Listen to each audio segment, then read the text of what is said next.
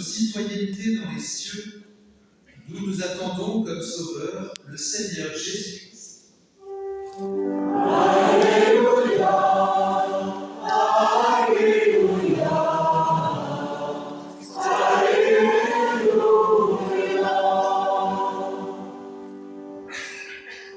Le Seigneur soit avec vous.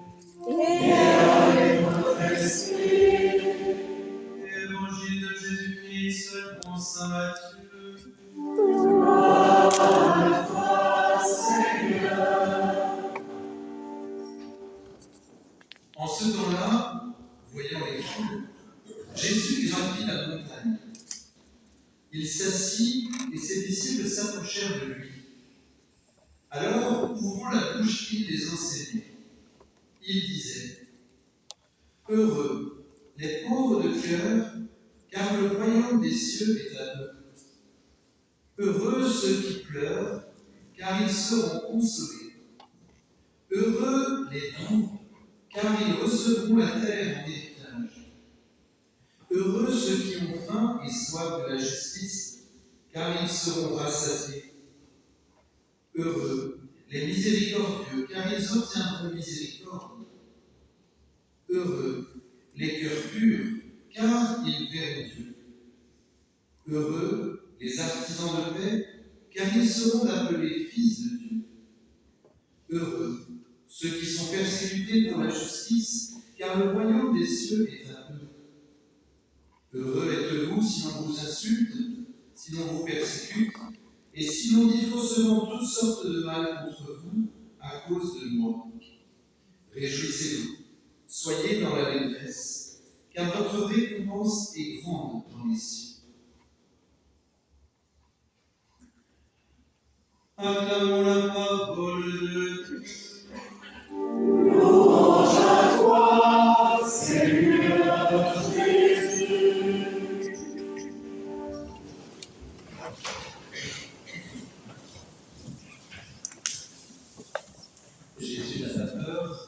Jésus n'a pas peur des répétitions.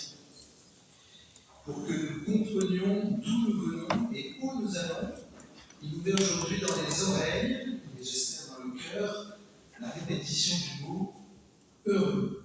Et comme si cela ne suffisait pas, ce même Jésus met sur les lèvres de saint Paul la répétition du mot amour. C'est la première lecture.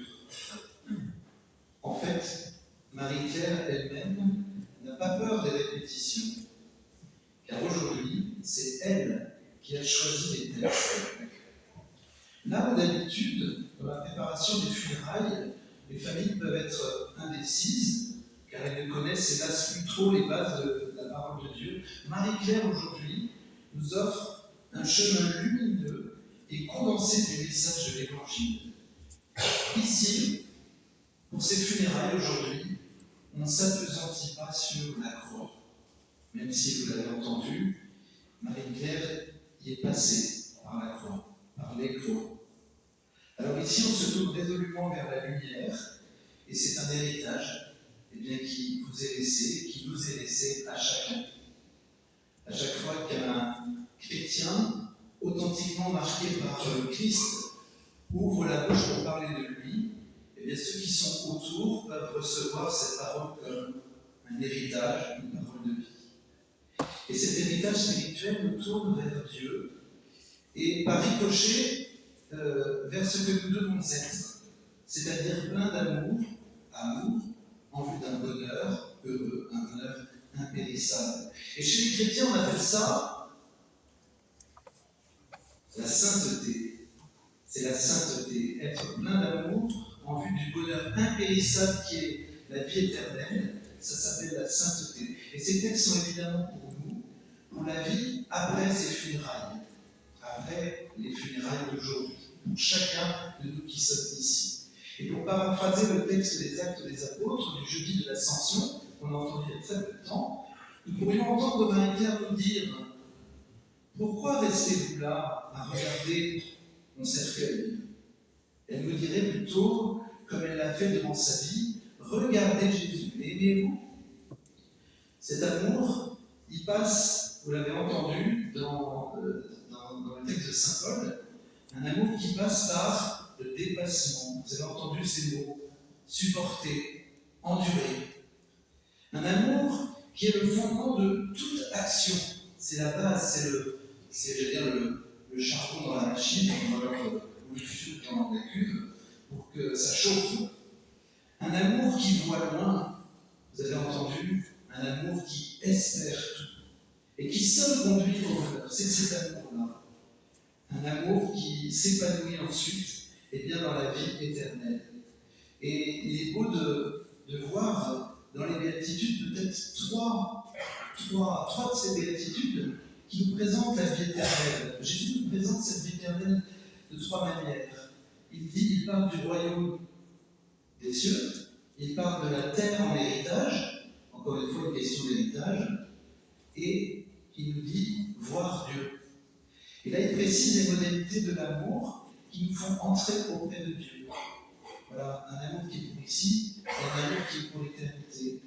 Et ces béatitudes, on peut les résumer, spécialement ces trois par le mot de humilité. Il n'y a que les humbles qui parviendront à Dieu. Les prétentieux et les violents ne peuvent avoir part avec Dieu. Positivement, Jésus nous dit aujourd'hui, si tu es doux, si tu es pauvre de cœur, si tu as la pureté de cœur, alors tu auras part avec moi. Je crois que vous avez entendu spécialement au début de la messe, c'est ce que Marie-Pierre a essayé de vivre, alors que Dieu l'accueille donc sans attendre auprès de lui, et qui a certainement vécu au moins un petit peu, au maximum de ce qu'elle pouvait, ces trois béatitudes. Et nous prenons la résolution de vivre en conformité avec le meilleur de ce que Marie-Pierre nous a laissé.